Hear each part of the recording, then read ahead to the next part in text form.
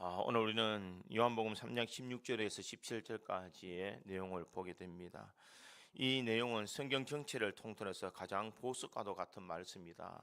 이 루터는 요한복음 3장 16절을 가리켜서 그는 작은 성경이다 이렇게 이야기를 했습니다. 이 짧은 구절 안에 하나님의 모든 마음과 복음의 진수가 그 속에 담겨져 있다라는 것입니다. 오래전 영국 웨일즈에 이 큰 다리가 하나 있었습니다. 이 다리는 거대한 강을 가로지르고 있었는데 배가 지날 때에는 다리를 들어 올렸고 기차가 지나갈 때에는 다리를 내려야 했습니다. 그런데 이 다리를 관리하는 이 문지기에게는 눈에 넣어도 아프지 않을 만큼 어린 외아들이 있었습니다. 어느 날 아버지는 아들과 함께 다리를 조작하는 통제실로 가게 됩니다. 그날따라 이 굉음을 내며 달려오는 급행열차의 소리가 들렸습니다. 아버지가 급히 내려가서 다리를 내릴 준비를 했습니다. 그런데 기계장치 사이에 보니까 무언가 움직이는 것이 보였습니다. 자세히 보니 호기심이 많은 그의 외아들이 그 거대한 톱니바퀴 사이에 미끄러져 떨어져 있는 것이 아니겠습니까? 기차는 맹렬한 속도로 다가오고 다리를 내리지 않으면 기차에 탄 수많은 사람들이 목숨을 잃을 수밖에 없는 그런 상황입니다. 하지만 다리를 내리면 톱니바퀴 사이에 낀 사랑하는 아들이 죽을 수밖에 없습니다. 아들을 구하러 뛰어내려가면 다리를 내릴 시간이 부족하여서 승객들을 죽이게 되고 또한 승객을 살리려고 하면 아들을 포기해야 되는 그런 절대절명의 순간이었습니다. 여러분들이 만약 이런 순간이라면 어떤 결정을 하시겠습니까? 오늘 이 아버지는 찢어지는 비명과 함께 그는 눈을 질끈 감으면서 이 레버를 당겨서 다리를 내려버렸습니다. 그 소리에 아이의 비명 소리가 들렸지만 큰 기차 소리 때문에 아무도 그 소리를 들을 수가 없었습니다. 기차 안에 있는 승객들은 창밖의 풍경을 바라보며 차를 마시며 웃고 떠들고 편안하게 다리를 건너가게 됩니다. 그 누구도 밑에서 자녀를 잃어버렸던 아버지의 그 절구하고 오열하는 그 소리를 아무도 알지 못하더라라는 것입니다.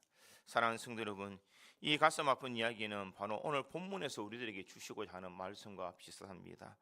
우리에게는 너무나 익숙했던 요한복음 3장 16절입니다. 그러나 여기서 하나님의 아버지의 마음을 바라보면은 독생자를 내어 주시기까지 우리를 사랑해 주셨던 그 아버지의 큰 마음의 상처가 그 속에 있다라는 것을 알 수가 있습니다. 이 요한복음 3장의 그 배경을 보면은 니고데모가 예수님을 찾아가게 됩니다. 니고데모는 유대인의 지도자였고 바리새인이었고 사내들인 공회원이었습니다. 그는 사회적으로 존경받는 위치에 있었고 종교적으로는 최고의 지식과 권위를 가진 그런 사람이었습니다. 그런데 이 니고데모가 예수님을 찾아왔습니다. 밤에 예수님을 찾아갔는데 왜 밤에 찾아갔을까? 학자들은 서로 다른 해석을 합니다. 그가 바리새인들의 눈을 피하기 위해서 밤에 찾아갔다라고 말하는 사람이 있는가 하면 또한 랍비들과 깊은 대화를 나누기 위해서 밤에 가장 좋은 시간에 찾아갔다 그렇게 해석하는 사람들도 있습니다. 어쨌든 니고데모는 예수님을 만나서 그와 함께 대화하기를 원했습니다. 예수님께서는 니고데모에게 이렇게 묻습니다.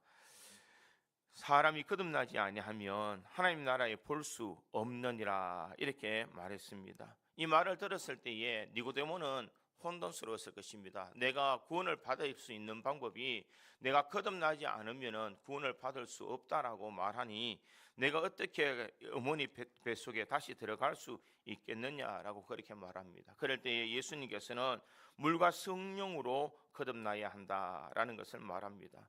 모세가 광야에서 뱀을 든 것처럼 인자도 들려야 한다라고 그렇게 말씀하십니다. 이 대화 속에 가장 절정이 오늘 우리가 읽었던 이 요한복음 3장 16절에서 17절에 있는 말씀이라는 것입니다. 이것은 단순한 이 성경의 한 구절이 아니라 이것은 타락한 이 인간들을 향하여서 품으신 하나님의 가장 큰 사랑을 표현하고 있다라는 것입니다. 그러기에 존 파이프라는 목사님은 이렇게 말합니다. 요한복음 3장 16절은 우주에서 가장 위대한 사실을 가장 단순한 언어로 표현한 것이다 이렇게 말합니다. 천지를 지으신 하나님께서 우리를 이처럼 사랑하셨다라는 것입니다. 이처럼이라는 것은 단순히 많이 사랑하셨다는 의미가 아닙니다. 이처럼은 이런 방식으로, 이런 정도로 사랑하셨다라는 것입니다. 어떤 방식이냐? 독생자를 내어주시기까지 우리를 사랑해 주시는 방식, 자기 아들을 희생하시기까지의 그런 방식으로 우리를 사랑해 주셨다라는 것입니다. 우리가 벌써 12월을 맞이하게 됩니다. 12월이 되면 사람들은 성탄절이라고 하여서 참 기쁨으로 캐롤을 부르고 있습니다. 그러나 이 즐거운 성탄이라고 말하고 있지만 하나님의 마음은 독생자 예수를 희생하지 않고서는 인류를 구원할 수 없는 가장 처절한 아픔이 있는 시간이요, 고통의 시간이었다라는 것을 알 수가 있습니다. 성탄을 앞둔 이 시점에서 우리가 하나님의 마음을 조금 헤아릴 수 있는 자 될 수 있기를 간절히 소망합니다. 그렇다면 하나님의 마음은 과연 어떤 마음이었을까? 독생자 예수를 아낌없이 내어주시는 그 하나님의 마음은 어떤 마음으로 우리들에게 나타나시는지를 오늘 본문을 통하여서 한번 생각해 보므로, 이 성탄을 앞둔 이 시점에 우리 믿음의 성도들이 하나님의 마음을 헤아릴 수 있는 저와 여러분이 되기를 주님의 이름으로 축원드립니다. 첫 번째로 하나님의 마음은 세상을 향한 사랑의 마음입니다. 오늘 보면 16절을 보면 하나님이 세상을 이처럼 사랑하사 독생자를 주셨으니 이는 그를 믿는 자마다 멸망하지 않고 영생을 얻게 하려 하심이라, 이렇게 말합니다. 하나님이 왜 사랑하셨는가? 세상을 사랑하셨는가? 대부분의 사람들은 대가를 바라보거나 대상에 대해서 만족함이 있을 때에 사랑하게 되는 것입니다. 사람이 예쁘고 그립고 고맙고 가치 있어 보이는 사람들에게 마음이 가는 것이 세상의 이치입니다. 그래서 사람들은 저 사람은 사랑받을 만하다라고 생각하며 사랑할 때가 많습니다. 동시에 나는 저 사람을 사랑하기 어렵다라고 그렇게 말합니다. 그런데 오늘 성경에는 하나님이 세상을 이처럼 사랑하사라고 그렇게 말합니다. 여기서 세상이라는 그 말은 하나님 앞에서 좋은 의미의 세상이 아니라는 것입니다.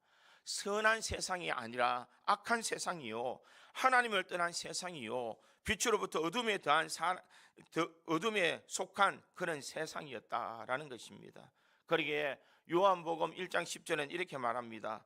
그가 세상에 계셨으며 세상은 그로 말미암아 지은 바 되었으되 세상이 그를 알지 못하였고, 하나님이 세상을 사랑하였는데 세상은 하나님을 알지 못하였다라고 그렇게 말하고 있습니다. 그런데 하나님은 그 세상을 버리지 아니하셨고 그 세상을 사랑하셨다라고 그렇게 말합니다.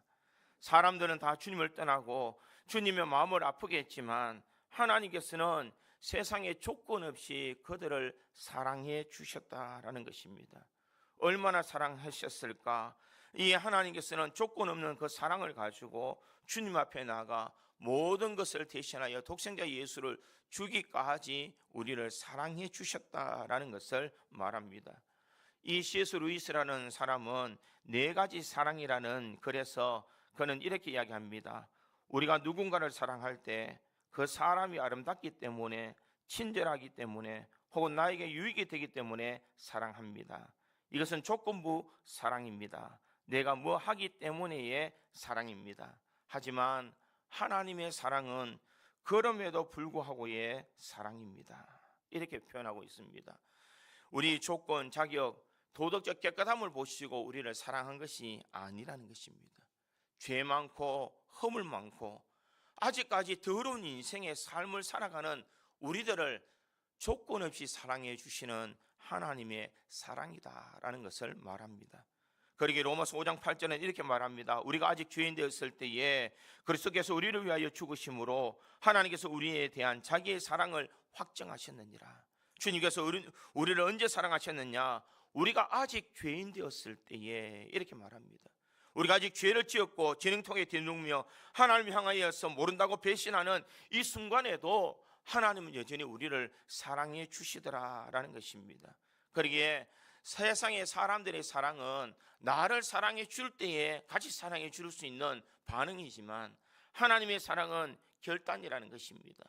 하나님은 사랑하시기로 작정하신 분이셨다라는 것을 말하고 있습니다. 네가 아무리 죄가 많고 아무리 허물이 많고 내가 아무리 죄악 속에 살아간다 할지라도 그럼에도 불구하고 나는 너를 사랑한다. 이것이 바로 주님 하나님의 조건 없는 사랑이라는 것입니다. 세상에 하나님 앞에 사랑받을 조건이 있어서 사랑받는 것이 아니라 하나님은 무조건 세상을 사랑하셨다라는 것을 우리에게 말씀하고 있습니다. 이것은 진정 하나님께서 우리들을 위해서 외면하지 아니하시고 우리에게 끝없는 사랑으로 채워주셨다라는 것입니다. 사랑하는 성도 여러분, 세상이라는 것은 무엇을 또 나타내고 있습니까? 세상이라는 것은 아담과 하와가 이 에덴 동산에서 범죄하였다가 쫓겨난 곳이 어디냐? 세상이더라라는 것입니다. 하나님께서 아담아 내가 어디 있느냐라고 물었을 때에 그가 이 하나님의 그 부르심에 감히 부끄러워서 나가지 못하는 그들을 향하여서 가죽옷으로 비시고 그들을 쫓아내신 곳이 바로 세상이더라라는 것입니다. 사람들은 하나님을 외면했지만 하나님은 이 사람들을 찾아가 주셨다라는 것입니다. 누가복음 15장에 보면은 비유가 세 가지 비유가 나옵니다. 이런 양을 찾는 목자의 비유, 이런 드라크마를 찾는 여인의 비유, 집을 나간 아들을 기다리는 아버지의 비유가 나오고 있습니다. 이 세 개의 비유의 공통점은 무엇이냐? 다 찾아가시는 하나님을 나타내고 있습니다. 하나님은 우리를 외면하시는 하나님이 아니라 우리를 사랑하시기에 그래도 포기할 수 없기에 우리를 찾아와 주시는 하나님이시다라는 것을 말합니다. 이 팀 켈러라는 목사님은 이 본문을 이렇게 해석을 합니다. 우리가 생각하는 것보다 우리는 훨씬 더 죄인입니다. 그러나 동시에 우리가 믿는 것보다 우리는 훨씬 더 사랑받고 있는 사람입니다. 이 말은 무슨 말입니까? 우리는 내가 생각하는 것보다 훨씬 더 많은 죄를 지은 사람이다. 나는 죄인 가운데 있는 사람이다. 그러나 하나님은 내가 상상하는 것보다 나를 더 많이 사랑하시는 하나님이시다라는 것을 말씀하고 있습니다. 그러기에 이 하나님께서는 독생자 예수를 아낌없이 내어주시기까지 우리를 사랑해 주셨다는 것입니다. 요한일서 4장 9절에 보니 하나님의 사랑이 우리에게 이렇게 나타난 바 되었으니 하나님이 자기의 독생자를 세상에 보내심은 그로 말미암아 우리를 살리려 하심이라. 하나님이 세상에 있는 우리들을 살리기 위해서 그의 아들을 보내셨다 이렇게 말합니다. 독생자 예수를 이 땅에 보내주심으로 말미암아 하나님께서 우리를 구원하시기 위해서 그 독생자를 아낌없이 내어주셨다는 것입니다. 사랑하는 성도 여러분, 십자가에 못 박힐 때에 예수님의 그 마음을 우리들이 한번 생각해 보아야 될 줄 믿습니다. 엘리 엘리 라마 사박다니, 나의 하나님이여 나의 하나님이여 어찌하여 나를 버리셨나이까. 예수님의 그 통곡하는 그 부르짖음에 하나님은 침묵하셨습니다. 왜 침묵하셨을까? 바로 우리들을 살리기 위해서 침묵하셨다. 우리에 대한 사랑을 잊지 아니하기 위해서, 독생자를 희생하기 위해서, 우리를 속량하시기 위해서 예수님을 희생시키셨다라는 것입니다. 그러기에 우리가 얻은 이 생명은 주님이 우리를 사랑하셔서 독생자 예수를 희생하기까지 우리를 사랑해 주셨던 하나님의 사랑이다라는 것을 우리가 잊지 말아야 될 줄 믿습니다. 베드로전서 1장 18절에서 19절에 이렇게 말합니다. 너희가 알거니와 너희 조상이 물려준 헛된 행실에서 대성화음을 받은 것은 언이나 금 같은 없어질 것으로 된 것이 아니요 오직 흠없고 점없는 어린 양 같은 그리스도의 보배로운 피로 된 것이니라. 우리가 하나님 앞에서 금이나 은같이 없어질 것으로 우리를 구원하여 주신 것이 아니라, 대속해 주신 것이 아니라 오직 흠없고 점없는 어린 양 같은 그리스도의 보배로운 피로 우리를 대속해 주셨다라는 것을 말하고 있습니다. 벌레만도 못한 우리들을 대속하여 주시기 위해서 가장 귀한 독생자를 희생하시기까지 우리를 사랑해 주셨다라는 것입니다. 그러기에 하나님의 마음은 어떤 마음인가? 세상을 포기하지 않는 마음이요, 죄인들을 외면하지 않는 하나님의 마음이요, 독생자까지 내어주시는 사랑의 마음이다라는 것을 우리가 잊지 말아야 될 줄 믿습니다. 사랑하는 성도 여러분, 주님의 그 사랑을 우리가 한 번 더 되새길 수 있기를 간절히 소망합니다. 성탄절을 맞이하여서 사람들은 캐롤을 부르며 성탄 잔식을 하며 기쁨에 겨워하지만 독생자를 잃어버렸던 그 하나님의 마음을 우리가 어떻게 헤아릴 수가 있겠습니까? 이 성탄을 앞둔 이 시점에서 우리가 아버지의 마음을 조금 헤아릴 수 있는 우리 믿음의 성도들이 되어야 될 줄 믿습니다. 얼마나 아프셨을까? 얼마나 괴로우셨을까? 나 같은 죄인을 구원하시기 위해서 독생자를 죽기까지 우리를 사랑해 주셨던 그 주님의 사랑이 크다는 것을 이 성탄을 앞둔 이 시점에서 우리는 깨달아야 될 줄 믿습니다. 이 하나님의 놀라운 사랑을 우리의 마음에 되새기며 이 성탄을 가장 뜻있게 맞이할 수 있는 우리 믿음의 성도들이 되어야 될 줄 믿습니다. 한 해를 마감하면서 한 해를 돌이켜보면 우리는 주의 뜻대로 살아간 것보다 내 욕심과 내 이기적인 생각을 살아갈 때가 얼마나 많이 있습니까? 그럼에도 불구하고 하나님은 여전히 나를 사랑해 주셨다는 것. 우리는 늘 주님을 배반하며 살아가지만 주님은 여전히 한결같이 우리를 사랑해 주셨던 그 놀라운 사랑이 우리 속에 있다는 것을 기억하고 하나님의 사랑 안에 온전히 거하는 우리 믿음의 성도들이어서 아버지의 마음을 헤아릴 수 있는 저와 여러분이 되기를 주님의 이름으로 축원드립니다. 두 번째로 하나님의 마음은 아낌없이 주는 희생의 마음이다라는 것입니다. 사람들은 사랑합니다, 아낍니다, 소중합니다. 말로는 잘합니다. 그러나 정말 이 사랑의 이 표현을 하기 위해서 자신의 행동을 희생의 마음으로 살아갈 수 있는 사람이 과연 몇 명이나 있겠습니까? 진짜 사랑은 얼마나 많이 희생했느냐에 따라서 진짜 사랑이 있다는 것입니다. 남자와 여자들이 결혼하기 전에는 달콤한 말로 서로 사랑한다라고 이야기를 합니다. 그러나 결혼하면 입을 바꿔버리고 말을 바꿔버리는 것이 사람의 마음입니다. 그렇게 사랑한다라고 말했던 사람이 돌변하는 것이 사람들이 가진 사랑이라는 것입니다. 그러나 자녀를 사랑하는 부모의 마음은 어떠한 희생을 치르더라도 이 자녀가 사랑스럽습니다. 잠을 자지 못하더라도 기저귀를 갈아주면서 그가 아플 때에 업어주면서 허리가 끊어질 듯이 아파도 자녀를 사랑하는 그 마음은 변하지 않는 것, 이것이 바로 희생적인 사랑이다라는 것입니다. 하나님은 계산하지 아니하셨습니다. 독생자 예수를 주실 때에 세상의 기준처럼 계산하며 내가 이익이 있을까 없을까 주님은 그것을 따지지 아니했다는 것입니다. 얼마나 손해볼까, 얼마나 아플까, 얼마나 큰 대가를 치를까라는 것을 계산하지 아니하시고 우리에게 아낌없이 다 주셨다는 것입니다. 로마서 8장 32절 보니 자기 아들을 아끼지 아니하시고 우리 모든 사람을 위하여 내주신 이가 어찌 그 아들과 함께 모든 것을 우리에게 주시지 아니하겠느냐. 자기 아들을 아끼지 아니하시고, 하나님은 아끼지 아니하시고 계산하지 아니하시고 우리를 사랑해 주셨다는 것입니다. 그런데 사랑하는 성도 여러분, 우리는 얼마나 계산하며 살아가고 있습니까? 얼마나 계산하며 주를 위해서 헌신하며 충성하고 있습니까? 내가 주를 위해서 헌신하겠다, 충성하겠다 할 때에 얼마나 세상적인 기준으로 우리가 계산하며 살아가고 있느냐는 것입니다. 하나님은 계산하지 않으셨습니다.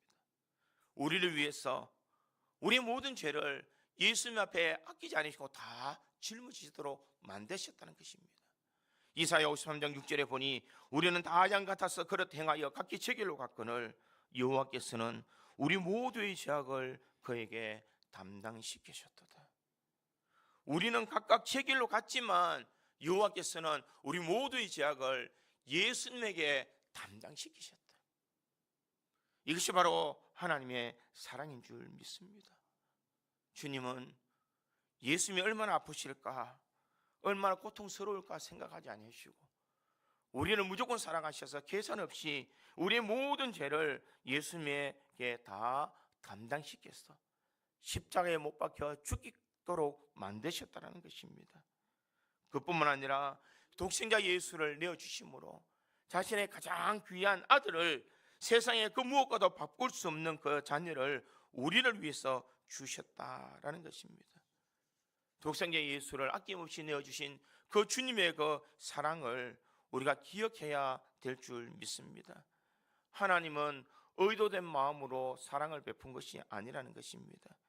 하나님은 하나님의 전부를 우리에게 내어주신 희생적인 사랑이다라는 것입니다. 찰스 스펄전 목사님은 이렇게 말합니다. 하나님은 그분의 보좌에서 가장 귀한 보석을 꺼내셨다. 아니, 그분의 심장을 꺼내어 우리에게 주셨다. 하나님은 아들을 주심으로 그분 자신을 주신 것이다. 이 스펄전 목사님은 예수님께서 이 땅에 오신 것은 하나님의 심장을 꺼내서 우리에게 내어주셨다라고 그렇게 말씀하고 있습니다. 자신의 목숨처럼 사랑하는 그 엄청난 희생의 대가를 치르기까지 우리를 사랑해 주셨던 그 주님의 사랑, 희생적인 사랑이다라는 것을 우리에게 말씀하고 있습니다. 왜 이런 희생의 사랑을 하셨을까? 죄인들을 살리기 위해서 희생의 사랑을 하셨다는 것입니다. 그러기에 16절 하반절에 보니 멸망하지 않고 영생을 얻게 하려 하심이라. 모든 사람들이 영생을 얻게 하기 위해서, 멸망하지 않고 영생을 얻게 하기 위해서 주님께서는 이 모든 것을 다 희생하셨다라는 것을 우리에게 말씀하고 있습니다. 사랑하는 성도 여러분, 사랑의 하나님이 그 크신 사랑이 없었다면 우리는 과연 오늘 이 자리에 있을 수가 있겠습니까? 수많은 사람들은 하나님의 그 사랑을 알지도 못합니다. 깨닫지도 못합니다. 그것을 받고 있음에도 내가 받고 있다는 사실조차도 모르는 것이 세상의 사람들입니다. 존 스토트 목사님은 그는 이렇게 말합니다. 하나님의 거룩한 사랑은 죄를 심판해야만 한다. 만약 죄를 심판하지 않는다면 하나님은 거룩하지 않는 것이며 그것은 진정한 사랑도 아니다라는 것입니다. 하나님은 심판하시지만 우리를 구원하실 방편을 통하여서 독생자 예수를 희생시키는 사랑이 있었다는 것입니다. 공의의 하나님은 사랑의 하나님의 그 일들을 맞이하기 위해서 가장 큰 희생을 통하여서 우리를 구원해 주셨다라는 것을 우리에게 말씀하고 있습니다. 사랑하는 성도 여러분, 우리가 예수님의 생명만큼 우리의 생명이 존귀합니까? 예수님을 희생시키기까지 우리가 그렇게 존귀한 사람입니까? 우리는 하나님 앞에 보잘것없는 벌레만도 못한 그런 인생입니다. 그럼에도 불구하고 하나님께서는 계산하지 않는 희생을 하셨고 가장 귀한 예수님을 내어주셨고 죄인을 살리기 위해서 모든 것을 다 버리셨던 그 주님의 그 사랑을 우리들이 기억해야 될 줄 믿습니다. 하나님의 그 아픈 사랑, 그 절규하는 그 마음의 그 십자가의 사랑을 우리들은 한 번 더 되새길 수 있는 우리들의 삶이 되어야 될 줄 믿습니다. 고린도후서 5장 15절에 이렇게 말합니다. 그가 모든 사람을 대신하여 죽으심은 살아있는 자들로 하여금 다시는 그를 자신을 위하여 살지 않고 오직 그들을 대신하여 죽었다가 다시 살아나신 이를 위하여 살게 하려 함이라. 예수님께서 왜 돌아가셨을까? 이제는 우리가 세상을 대하여 살아가는 것이 아니라 오직 그를 대신하여 죽었다가 살아나신 예수를 위해서 살아가도록 그 크신 희생을 하셨다는 것을 말하고 있습니다. 사랑하는 성도 여러분, 우리가 누구를 위해서 살아가야 되겠습니까? 주님께서 엄청난 희생을 통하여서 우리를 구원해 주셨다면 우리는 이제는 누구를 위해서 살아가야 되느냐라는 것입니다. 주님, 아낌없이 주신 그 마음을 이제 제 마음이 되게 해주시고 내가 주를 위해서 희생할 수 있는 믿음의 마음을 가지게 하옵소서. 우리 이런 마음으로 주님을 섬겨야 될 줄 믿습니다. 주님은 우리를 위해서 아낌없이 다 희생해 주셨던 그 크신 사랑으로 우리를 대속해 주셨는데 왜 우리는 그렇게 인색하게 살아가고 있느냐는 것입니다. 사랑하는 성도 여러분, 이제는 아낌없이 주신 주님의 마음을 이해하고 우리들이 아낌없이 주를 위해서 희생하며 헌신하며 충성할 수 있는 우리 믿음의 성도들이 되어야 될 줄 믿습니다. 은혜 받았다라고 말을 합니다. 내가 사랑받았다라고 이야기를 합니다. 내가 구원의 은혜를 받았다라고 이야기를 합니다. 그런데 왜 하나님을 위해서는 일하지 않느냐는 것입니다. 바쁘다는 핑계로, 능력이 없다는 핑계로 우리는 얼마나 이리저리 하나님의 일을 외면하며 살아가는 것이 얼마나 많이 있습니까? 교회 와서 내가 충성하는 것, 내가 헌신하는 것, 얼마나 인색하게 우리는 하나님을 위해서 살아가고 있느냐는 것입니다. 사랑하는 성도 여러분, 이제 내년을 우리는 어떻게 준비하며 살아가야 되겠습니까? 주님께서 나를 위해서 아낌없이 다 내어주신 것처럼 우리 또한 주님을 위해서 아낌없는 인생의 삶을 살아가야 될 줄 믿습니다. 내가 주님 앞에 쓰임 받을 수 있는 것이 감사가 되고 내가 주를 위해서 헌신할 수 있는 것이 우리의 기쁨이 될 수 있는 진정한 하나님의 사랑을 깨닫는 우리 구지 장로교회에 있는 모든 성도들이 되기를 주님의 이름으로 축원드립니다. 세 번째로 하나님의 마음은 멸망이 아니라 구원을 주시는 마음입니다. 많은 사람들은 하나님을 떠나며 살아가면 이런 생각을 합니다. 하나님은 나를 심판하실 것이다. 나를 모르실 거다. 내가 하나님을 배반했기 때문에 주님은 나를 잊으실 것이다 라고 생각합니다. 그러나 하나님은 한 번도 잊지 아니하셨다는 것입니다. 그리고 오늘 보면 17절은 어떻게 말씀하고 있습니까? 하나님이 그 아들을 세상에 보내신 것은 세상을 심판하려 하심이 아니요 그로 말미암아 세상이 구원을 받게 하려 하심이라. 예수님을 보내신 이유는 심판하시기 위해서 이 땅에 보내신 것이 아니라는 것입니다.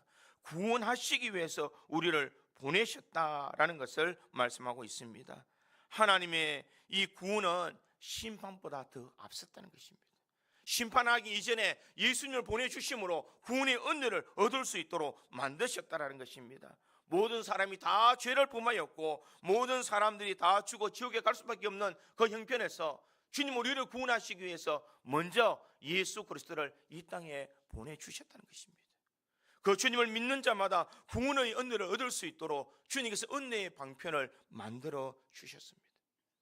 그러기에 우리를 대신해서 오신 그 예수님은 나를 심판하러 오시는 예수님이 아니라 심판에 앞서 나를 구원하시기 위해서 주님께서 이 땅에 오셨다는 것을 우리가 깨달아야 될 줄 믿습니다. 그뿐만 아니라 그 하나님의 구원은 멸망을 기뻐하지 않는 그런 마음입니다. 에스겔에서 18장 23절에 보니 어찌 내가 악인이 죽는 것을 조금인들 기뻐하랴. 그가 돌이켜 그 길에서 떠나 사는 것을 어찌 기뻐하지 아니하겠느냐 이렇게 말합니다. 하나님은 어찌 내가 악인을 죽는 것을 내가 조금인들 기뻐하겠느냐. 악인인들 내가 다 살기를 원한다. 그들이 돌이켜서 돌아오는 것을 나는 가장 큰 기쁨으로 맞이하고 싶다라는 것을 말하고 있습니다. 그러기에 베드로 사도는 베드로후서 3장 9절에 이렇게 말합니다. 주께서는 아무도 멸망하지 아니하고 다 회개하기에 이르기를 원하시느니라. 주님께서는 모든 사람들이 다 회개하여서 구원받기를 원하신다라는 것입니다. 그러기에 그 하나님은 끝까지 우리에게 기회를 주시고자 우리에게 구원의 은혜를 베풀고자 하신 주님의 사랑인 줄 믿습니다. 오늘 17절 하반절에 보니 그로 말미암아 세상이 구원을 받게 하려 하심이라. 받게 하려 하심이다라는 것은 무엇을 말하고 있습니까? 하나님의 구원의 길이 열어놓으셨고 그 가능성을 언제까지? 끝까지 열어두셨다라는 것을 말씀하고 있습니다. 아직까지 세상은 심판을 받지 않고 있습니다. 분명 이 말씀은 2000년 전에 말씀하셨음에도 아직까지 심판이 오지 않는 것은 무엇을 의미하고 있습니까?